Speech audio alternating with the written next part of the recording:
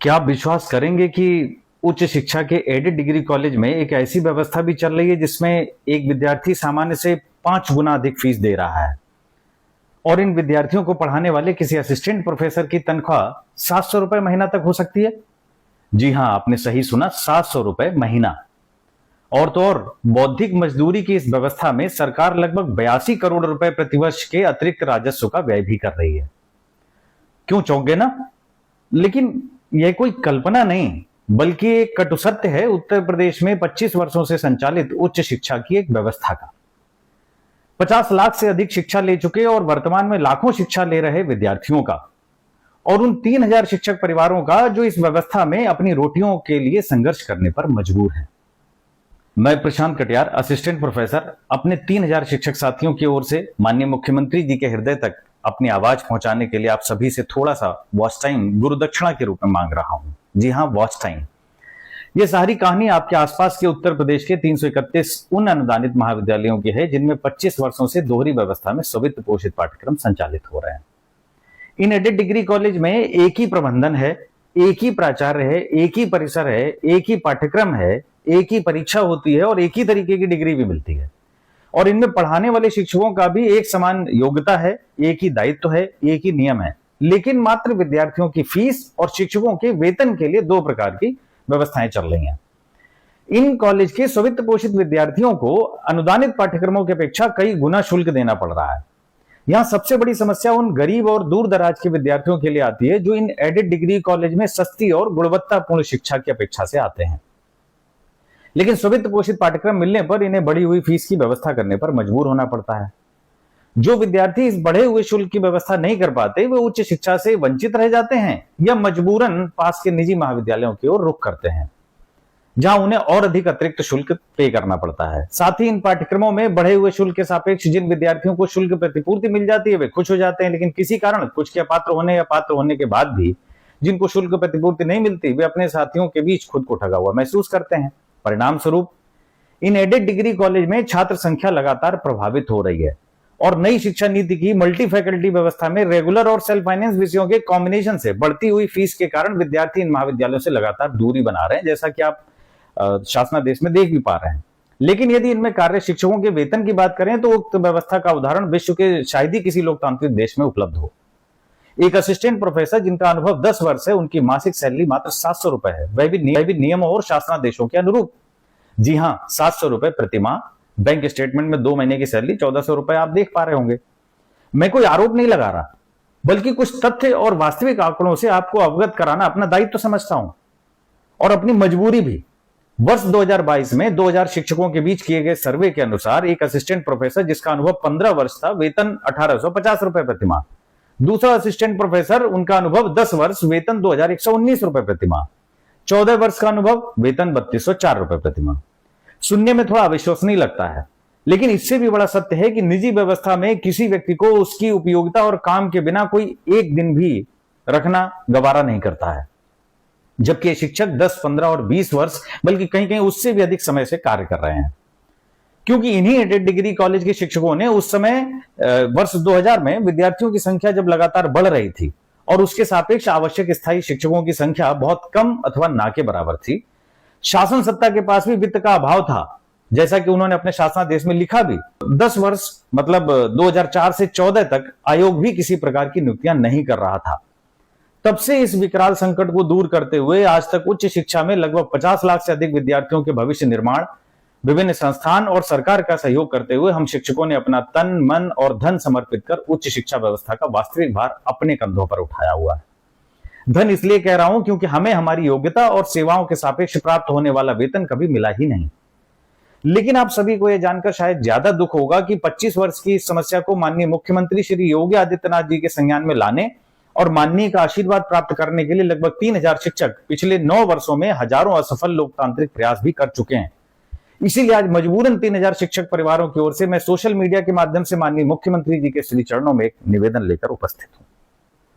महाराज जी, पिछले 9 वर्षों में हम शिक्षकों ने आपको समस्या से अवगत कराने और आपके आशीर्वाद की प्रत्याशा में 1500 से अधिक डाक पत्र भेजे, लगभग 1000 ईमेल किए, कई IGRS किए गए, 300 से अधिक शिक्षिका बहनों ने आपको रक्षा सूत्र भेजे, 50 से अधिक जनप्रतिनिधियों के समर्थन पत्र आपको प्रेषित किए। विधान परिषद में विषय कई बार उठा, विनिमय समिति और याचिका समिति तक बात पहुंची। लखनऊ में आपसे मिलने के लिए प्राप्त फोन नंबर पर 20 बार नाम नोट कराया। माननीय शिक्षा मंत्री जी से भी पूरे प्रदेश के शिक्षकों ने लगभग 50 से अधिक बार निवेदन किया, लेकिन शायद हम अपनी समस्या और समाधान आपके हृदय तक नहीं पहुंचा पाए।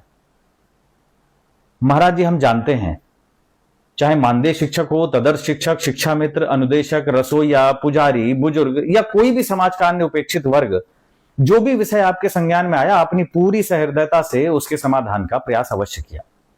लेकिन महाराज जी, सबका साथ, सबका विकास और सबका विश्वास की 9 वर्ष की इस यात्रा में उच्च शिक्षा के लाखों विद्यार्थियों और हम 3000 शिक्षक परिवारों की आवाज कहीं पीछे छूट गई है।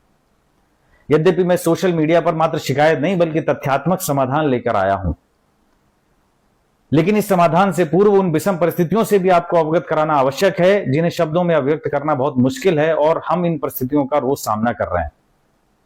एक बुजुर्ग माता पिता का इकलौता बेटा जो हमारी व्यवस्था में असिस्टेंट प्रोफेसर था, दुर्घटना में घायल हो जाता है। इलाज के दौरान उनकी मृत्यु हो जाती है।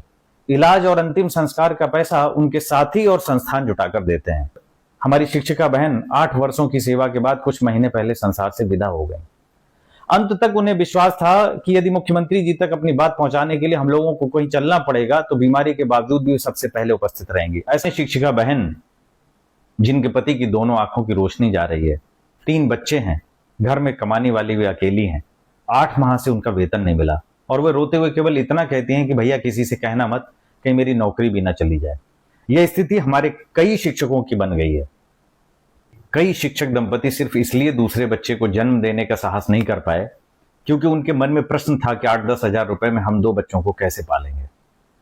आज ये विषय हमारे लिए नौकरी मांगने का नहीं बल्कि रोटियों का संघर्ष बन गया है। हमारे शिक्षक होने के अस्तित्व हमारे बुजुर्ग माता पिता और हमारे बच्चों की आजीविका का प्रश्न बन गया है। यद्यपि 5 सितंबर 2025 को शिक्षकों को कैशलेस चिकित्सा का आशीर्वाद देकर आपने हमारे जीवन को सुरक्षित करने का एक कल्याणकारी प्रयास अवश्य किया है, जो वास्तव में हमारे जीवन को एक मजबूत आधार बनेगा। इसके लिए हम आपका हृदय से धन्यवाद करते हैं।